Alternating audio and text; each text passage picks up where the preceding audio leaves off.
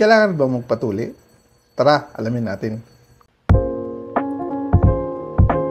Una, mas mabuti ito sa kalinisan ng mga kalalakihan. Nababawasan ang mga pamumugaran ng mga mikrobyo, mga dumi, smegma na maaaring magdulot ng masangsang na amoy sa ari ng kalalakihan. Pangalawa, nababawasan ang panganib ng pagdevelop ng tinatawag na urinary tract infection. Ayon sa mga pag-aaral, mas madalas nagkaka-UTI ang lalaki kapag hindi pa natuli. Pangatlo, pag-iwas sa sakit na balanitis. Ang balanitis ang pamamaga ng ulo ng ari.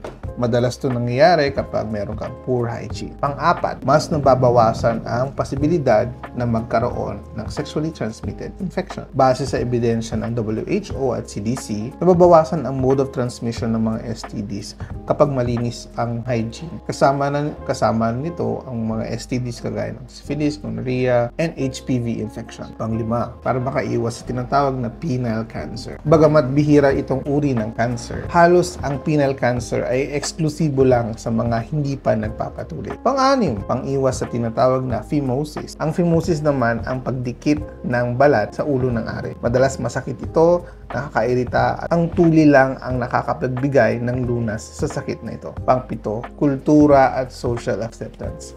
Kadalasan sa kultura ng Pilipinas, mas tanggap ang kalalakihan kapag tuli at hindi sila naaapi. Pangulo, mas komportable ang kalalakihan kapag natuli. Mas madali ang pag-ihi, pagdigo, paglinis, at hindi ito naiipit sa kanilang underwear. Pang-siyam, ito ay related sa kanilang partner. Nababawasan ang risk for developing cervical cancer. Ayon sa mga pag-aaral, mas mababa ang risk of developing cervical cancer kung ang kanilang partner ay tuli. At pang-sampo, ito ay akay sa adulthood. Ito ay panimula sa isang responsibilidad mo sa inyong sarili, sa pagtanda ninyo, sa pagpasok nyo sa adulthood. Patuli po sa isang lisensyadong doktor at umiwas sa mga fake doctors. At hinihikayat namin lahat na magpakonsulta sa tamang professional.